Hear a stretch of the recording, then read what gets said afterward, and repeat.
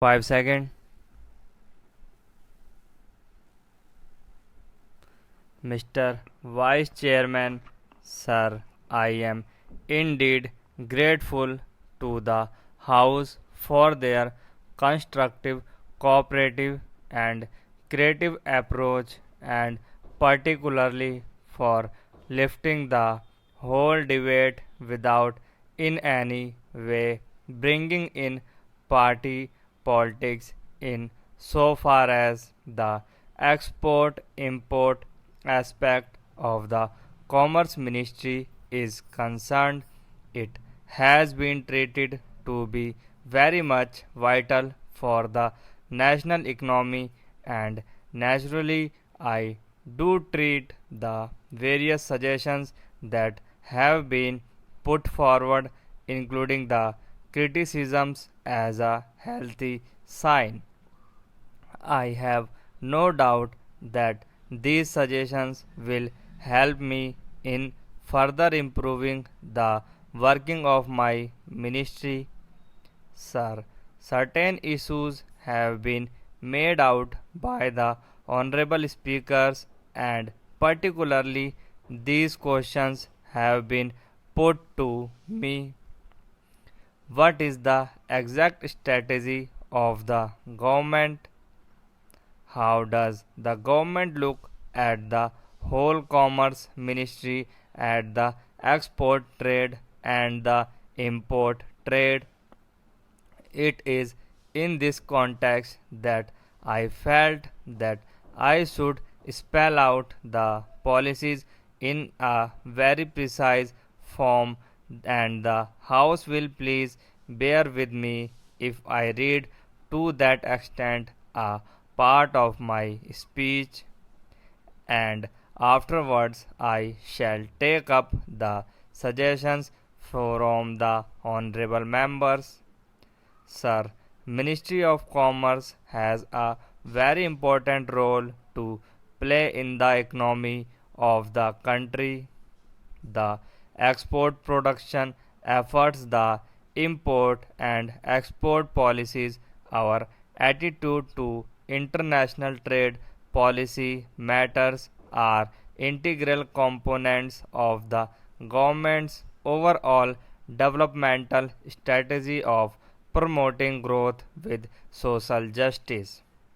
It goes without saying that to perform its task effectively, the Ministry of Commerce and the organizations and agencies under it, as also its representatives abroad from a well known group manned by honest, sincere, and dedicated persons. Soon after I took charge of this ministry, I had to take urgent measures to cleanse and reorganize the ministry. Those persons about whom there were reasons to believe that they placed the consideration of themselves or other individuals above the interest of the country had to be relieved of their responsibilities, and steps have been taken to find suitable replacements. The internal working of the ministry has also been restricted with a view to increasing its efficiency. I am also presently engaged in the task of examining way and means of strengthening our commercial representation abroad so as to serve our trade interests better. Sir, I suppose this was a good policy which was also appreciated by the honorable members. Sir, let me take this opportunity to outline the basic thrust of our policies, which derive their logic from the government's commitment to achieve full employment of our precious human resources as rapidly as possible, and to accelerate our progress in the path towards economic self-reliance. With our new priorities in order to meet the necessary import needs of our growing economy, we reiterate our commitment to the goal of rapid export expansion.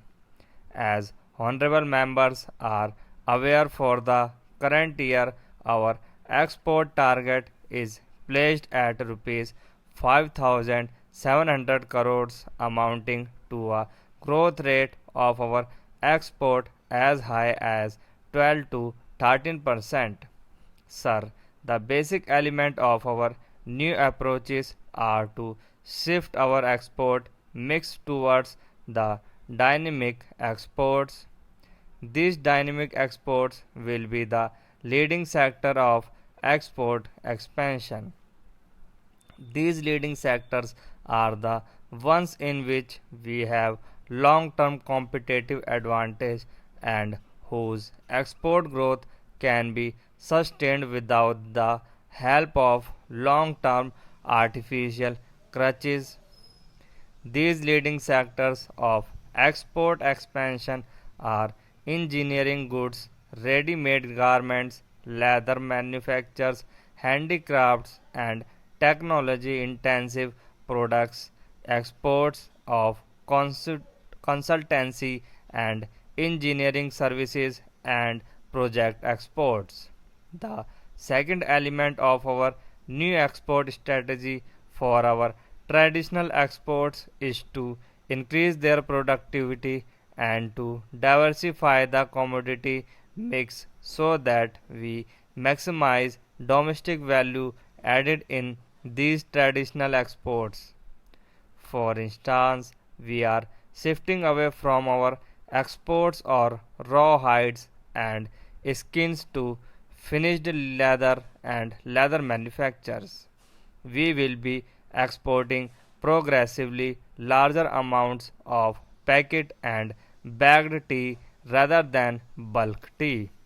Similarly, we will be increasing domestic value added in the exports of renewable natural resources, that is marine products, forestry products, etc., or depletable resources like ores and minerals.